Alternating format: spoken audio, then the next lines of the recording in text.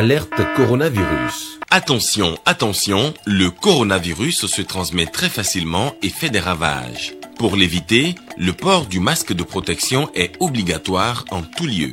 Dans l'administration publique ou privée, dans les réunions, les rencontres, dans les marchés, les magasins, les boutiques et lors des déplacements, le port du masque est obligatoire. Même dans les lieux privés, dès lors que l'on n'est pas seul, le masque doit être le fidèle compagnon. Mais attention, le port de masque de protection ne dispense nullement d'appliquer les autres mesures de prévention, notamment le lavage des mains à l'eau et au savon et l'observance de la distance de sécurité sanitaire d'au moins 1 mètre entre personnes. Enfin, s'abstenir de porter des gants en vue du lavage régulier des mains à l'eau et au savon ou de l'application de gel hydroalcoolique. Pour tout savoir sur l'épidémie du coronavirus au Bénin, rendez-vous sur le site web www.gouv.bj/coronavirus. Ceci est un message du gouvernement de la République du Bénin.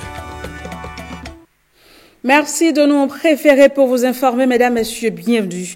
On ouvre cette édition par une note politique. Après la cour royale d'Abomey, ce sont les amis du chef de la collectivité à Ranranzo qui se mobilisent derrière le chef de l'État. Ils exhortent l'actuel locataire de la marina à être candidat à sa propre succession. Regardez. Le rouleau compresseur est en marche pour le second mandat du président Patrice Talon. Il trouve aussi un écho favorable chez les amis du Blaise à Anzo-Glélé, actuel chef de la collectivité à Anzo dans la cité de Dahomey. Ici, nous parlons au nom de tous ces DA d'Agbanzoum, Abomey, Djidja. Ça fait 978 DA regroupés. Donc, aujourd'hui, tout droit est notre ami.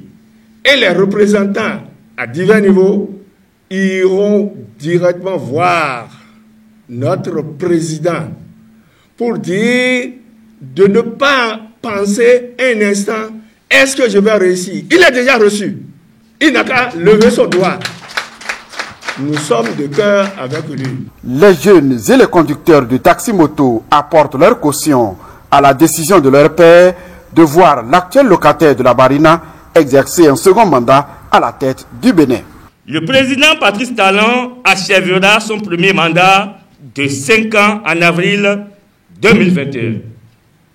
C'est pour cela que, considérant les nombreuses réalisations du PAG, nous, les membres du cercle des amis de Blaise Onicéphore Ranzo-Glélé, sur toute l'étendue du territoire national et de la diaspora, demandons humblement au président Patrice Talon de donner une seconde chance au développement du Bénin sous son leadership éclairé en présentant sa candidature à la prochaine élection présidentielle de mars 2021.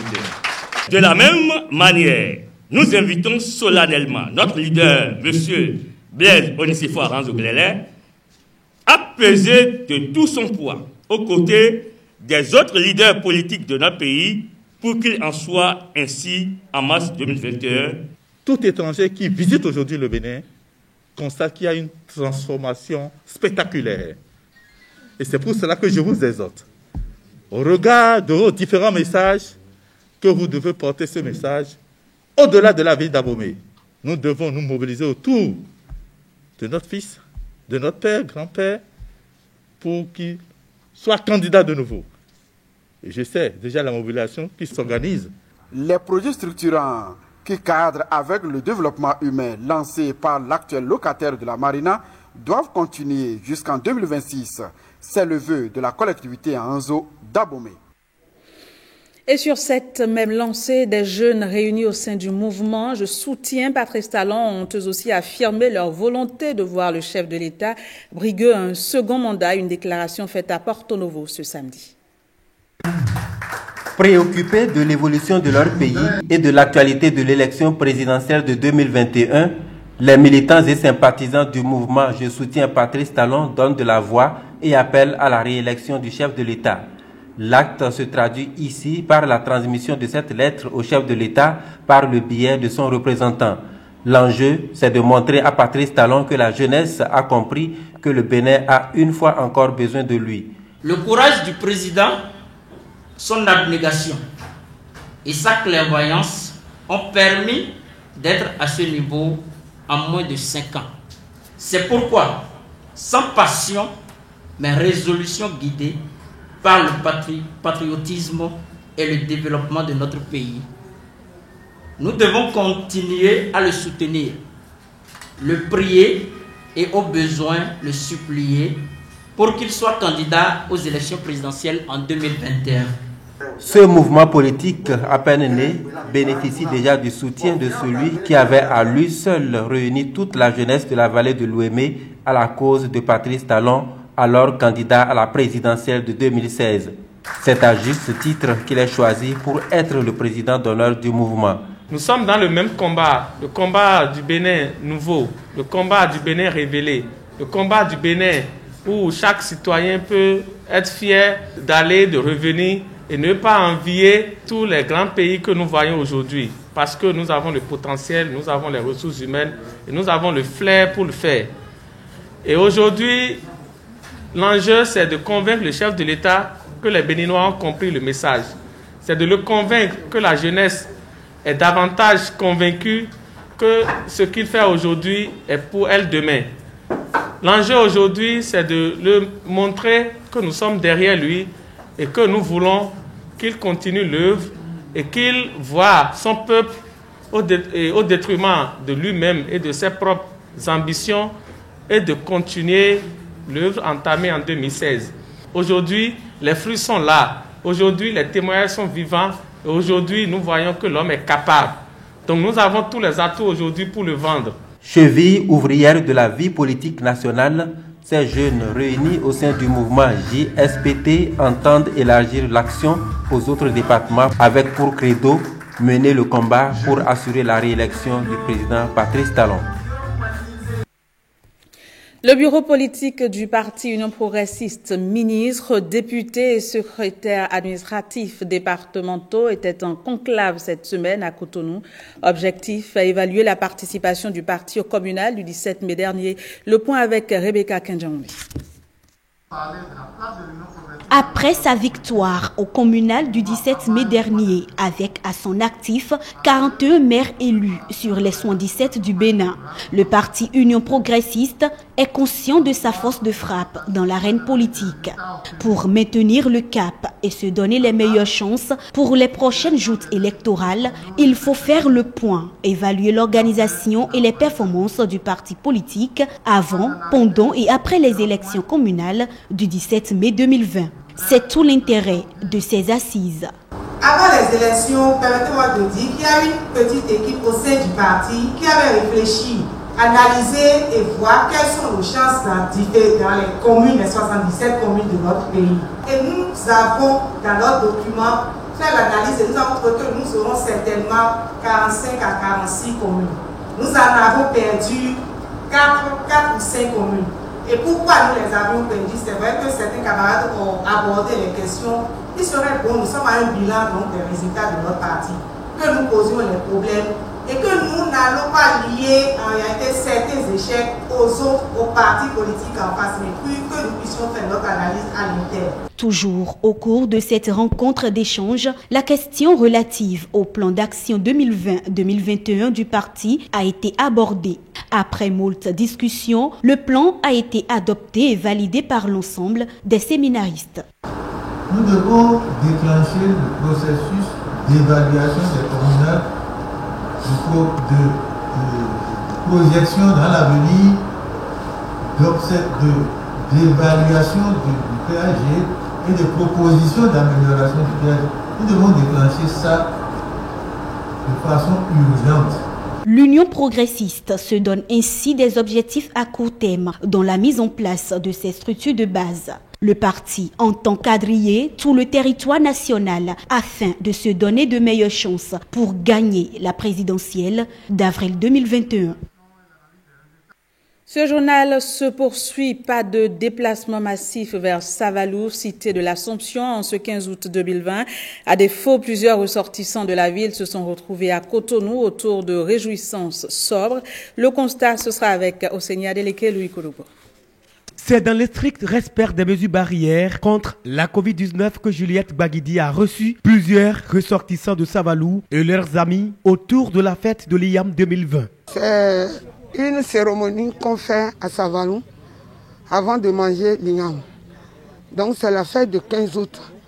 La fête même c'est le 14.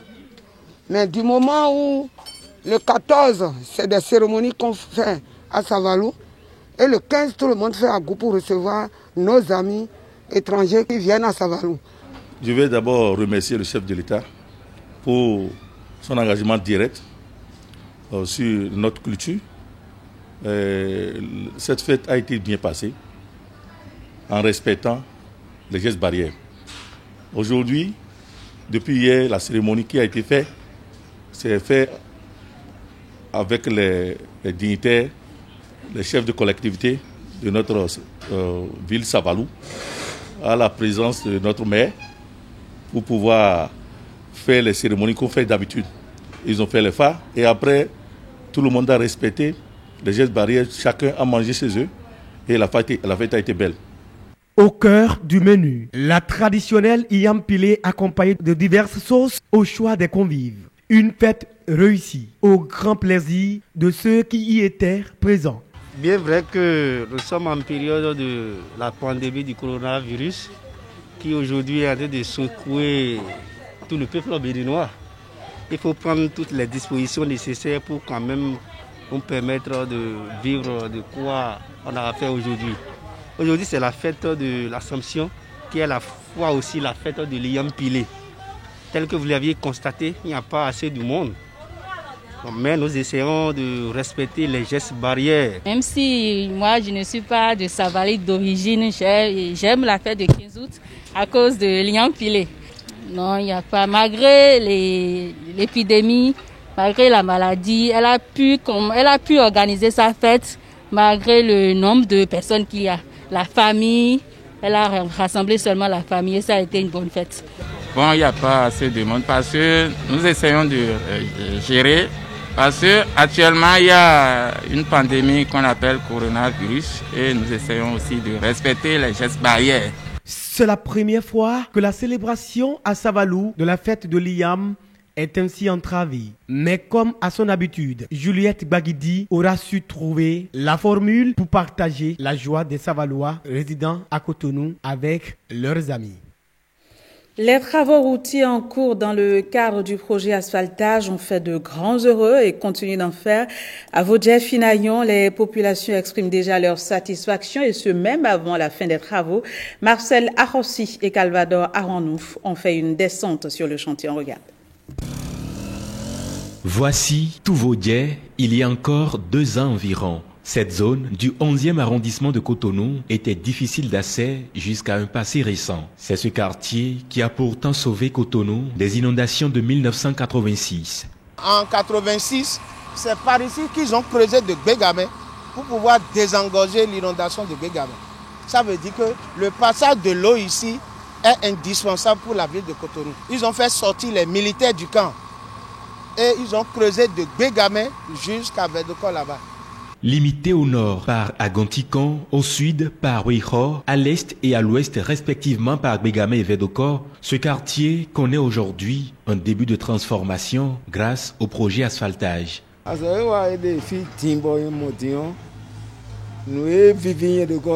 Ma joie est très grande face à ces travaux. Moi, je suis ici depuis 1970. Je remercie le gouvernement qui a initié ce projet. Sans appeler le nom de quelqu'un, je peux vous dire que des gouvernants étaient venus ici nous promettre plus grand dans ce quartier. Mais rien n'a bougé avant l'avènement de Talon et son gouvernement. Moi, je le félicite. Nous sommes dans le quartier, dans un bas-fond ici, on ne sait pas que... Et nous aussi, nous avons fait... on va nous faire ce travail-là dans le quartier. C'est bon et je ne peux pas dire même. Parce que les travaux qu'il est en train de faire, on n'a jamais vu un président, il a fait comme ça. Dans notre quartier ici, nous ne savons pas que la voie va passer comme ça et on va rester en vie comme ça pour rester au bord de la voie comme ça. La joie est visiblement immense et plus grande certainement à la fin des travaux. Pas nécessairement à la fin. L'étape actuelle nous donne déjà un grand soulagement. Ce qui est sûr, comme ça a commencé, ça doit finir. Nous, on a eu la chance d'exercer certains travaux sur la voie là. C'est la rue 11.076. En 2010, tout le sable que les gens ont convoyé du chantier échangé de la barrière sont déversés sur cette voie. Même si les camions déversent 300 voyages, si le bulldozer de la Colas drainait, ça ne fait même pas 20 mètres. Si pour certains, l'exécution de ce chantier a duré beaucoup plus de temps qu'il ne le fallait, les propriétaires des lieux reconnaissent quand même la particularité du site. Même tous les travaux de Cotonou là, ce qui se passe ici, c'est différent. C'est par rapport à la situation géographique de ce quartier. Souvent, nous les assistons au moment des puges, mais ils sont allés parfois à 7 mètres 50 avant de trouver le sable. Et la mission de contrôle est tellement collée à eux, si ce n'est pas bien fait, ils reprennent. Automatiquement, vraiment, c'est un travail formidable. On souhaite la fin. La fin pour que peut-être Vaudier Finayon devienne Vaudier Fillon. Le programme d'action du gouvernement dans son volet construction des marchés modernes évolue à grands pas. La ministre du Commerce a rencontré les femmes des marchés de Glazoué et d'Abomey sur les questions de leur relogement. Nestor, c'est là pour le point. Le projet de construction des marchés voulu par le président Patrice Talon évolue sans anicroche. Alimadou Sadia Assouma, ministre du Commerce, constate l'évolution des travaux de reconstruction du marché régional de Glazoué et les conditions dans lesquelles les commerçantes sont relogées sur ce site. Après cette visite, la ministre Alimadou Assouma échange avec les responsables des femmes du marché de Glazoué qui, à l'occasion, n'ont pas manqué d'exprimer certaines préoccupations majeures de leur vécu quotidien. Donc nous allons remercier le chef de l'État pour cette vision qu'il a eue pour l'épanouissement du commerce. Parce que le commerce de proximité est le socle du commerce lui-même. Nous allons avoir la chance d'avoir des marchés modernes. Glazoué, ici, c'est le grenier. Nous avons tous les céréales que nous venons chercher ici. C'est pour cela que le Glazoué bénéficie d'un marché régional. Vous avez bien vu l'architecture. Les désagréments que vous avez eus aujourd'hui seront déjà pris en charge par le maire et continueront d'être pris en charge par le maire. Donc nous appelons vraiment à votre patience parce que d'ici quelques mois, tout cela sera un oubli puisque nous serons installés dans des meilleures conditions. Ce que le président Talon veut, c'est que le commerce soit florissant à Glazoué. C'est dans une liesse populaire que les femmes de ce marché ont reçu la délégation ministérielle.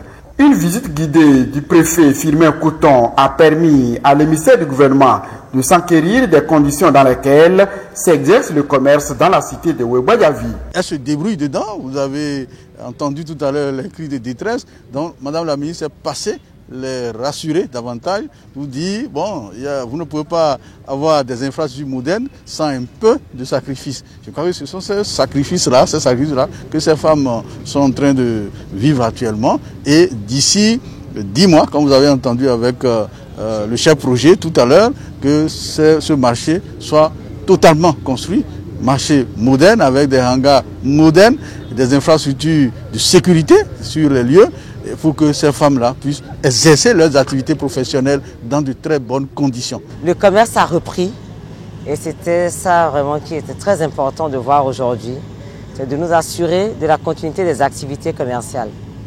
Et c'est le cas. Le site de relogement n'est pas loin du site d'origine, donc ce qui fait qu'aujourd'hui on a pu conserver la clientèle. Un commerce plus florisant et exercé dans les conditions modernes, c'est le vœu le plus ardent du président Patrice Talon à travers son projet de reconstruction des marchés modernes, comme ici à Glazoué et à Abomey. 18 000 œufs de qualité douteuse ont été détruits ce vendredi à Paracourt. 3 600 autres ont été appréhendés le même jour dans la commune de Tchaourou. Ces actions, il faut le dire, font suite au communiqué interministériel relatif à l'interdiction temporaire d'importation des œufs de consommation en République du Bénin. Et c'est à Kabor, la frontière, que les œufs ont été saisis, ont été arraisonnés. C'est à Kabor. Et on les a conduits à la direction pour destruction. Ça fait 700 plateaux, c'est pas petit. Aujourd'hui, déjà, on a pu encore mettre la main sur un autre véhicule à Sanson, dans la commune de Tchaourou. Vous savez, depuis un certain nombre d'années, il y a eu la maladie de la grippe aviaire, l'influenza aviaire hautement pathogène, qui décime la volaille. Pour vraiment contrôler et voir éradiquer cette maladie, il y a des mesures d'interdiction d'importation des œufs dans des pays voisins, des pays qui sont en épidémie. Donc, c'est le cas par exemple du Nigeria qui a connu vraiment une grande épidémie. Donc le Bénin a pris des dispositions pour empêcher l'entrée de la maladie, l'introduction de la maladie sur le territoire national. C'est pourquoi les œufs, la volaille, tout cela, c'est interdit d'entrer au niveau du Bénin.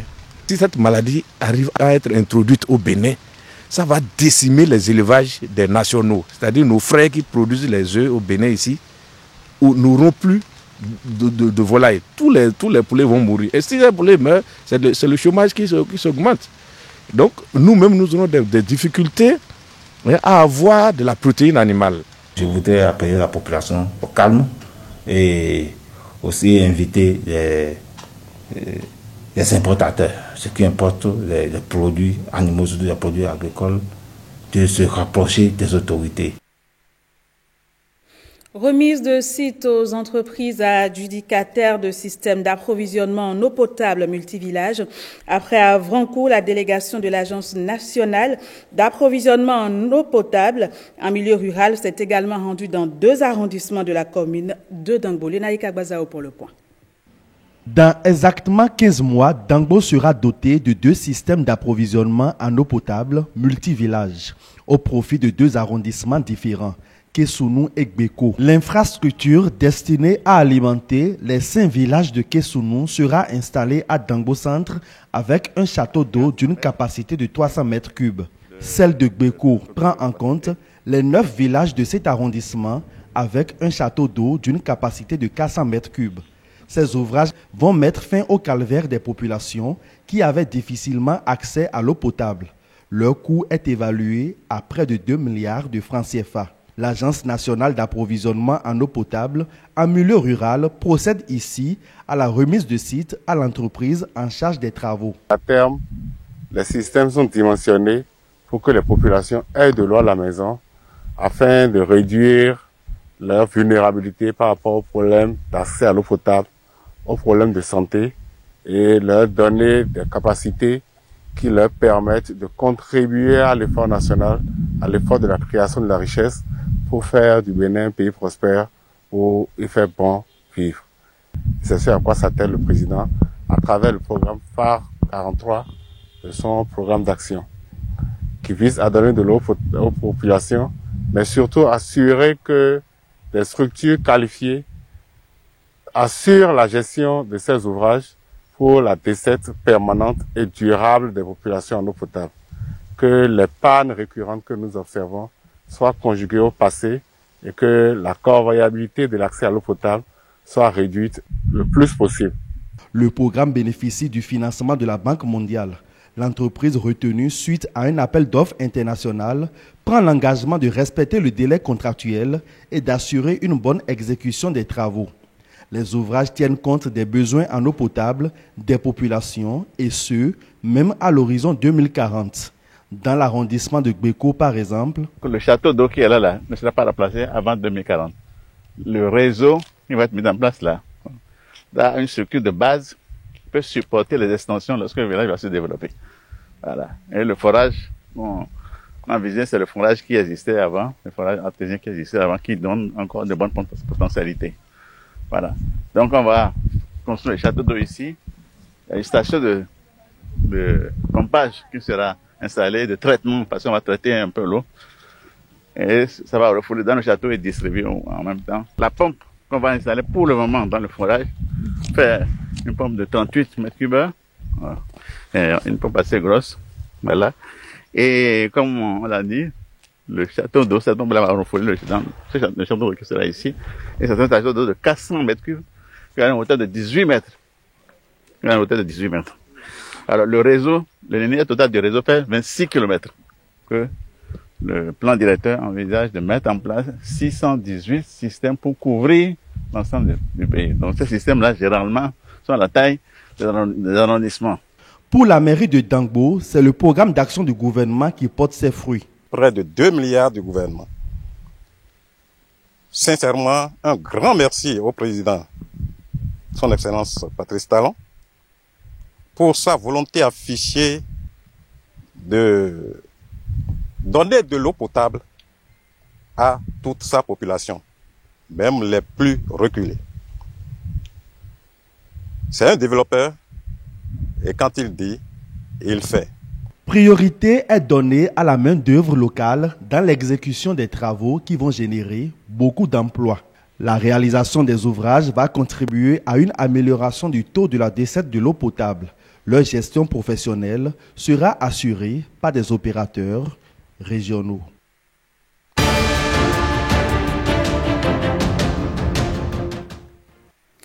Et puis, dans l'actualité internationale de ce dimanche, nous parlerons entre autres de l'effondrement d'un immeuble en Égypte, de dépistage gratuit du VIH et de la tuberculose en Afrique du Sud et ce en pleine pandémie de Covid-19. Stanislas Lincon pour les détails. Dépistage du VIH et de la tuberculose ici, au quartier de Deb Sloot. En pleine épidémie de coronavirus, des responsables du groupe de santé Witkopen Clinic effectuent des tests gratuits pour les résidents de cette localité située à l'ouest de Johannesburg, en Afrique du Sud. Ils répondent aussi à des questions sur de possibles symptômes du coronavirus. En Égypte, l'effondrement d'un immeuble classé au début du XXe siècle situé dans le centre du Caire fait 5 blessés. Plusieurs responsables se sont rendus sur place et ont suivi les opérations de sauvetage de 14 personnes dont 5 ont été transportées à l'hôpital à cause de leurs blessures selon une source sécuritaire. Aucun décès n'était à déplorer dans l'immédiat.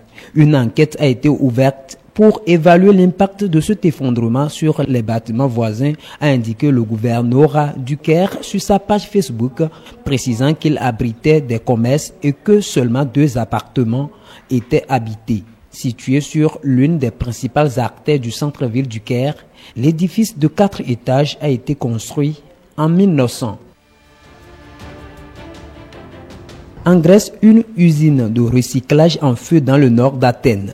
Un vaste incendie s'est déclenché au sein de cette entreprise provoquant des panaches de fumée qui ont entraîné la fermeture d'une autoroute. Selon la presse locale, près de 50 pompiers à bord de 2 hélicoptères étayaient l'incendie déclenché tôt dans la matinée de ce samedi à Métamorphosie. Une portion de l'autoroute entre Athènes et Lamia a été fermée en raison de la faible visibilité tandis que les habitants de proximité de l'incendie ont été invités à garder leurs portes et fenêtres fermées. L'incendie est circonscrit à l'intérieur de l'usine mais est complexe à éteindre en raison des plastiques qui font office de combustible selon les pompiers. Les États-Unis et la Pologne appellent Minsk au dialogue avec la société civile. Le secrétaire d'État américain Mike Pompeo affirme que l'objectif commun des États-Unis et de la Pologne est d'aider le peuple biélorusse à retrouver sa souveraineté. Il dit aussi regretter profondément la position de la France et de la Grande-Bretagne qui se sont abstenus lors du vote à l'ONU sur la prolongation de l'embargo sur la vente d'armes à l'Iran. Voilà, fin de cette édition. Merci à la rédaction, merci à l'équipe technique et surtout merci à vous de nous avoir reçus chez vous. Au revoir et à très bientôt.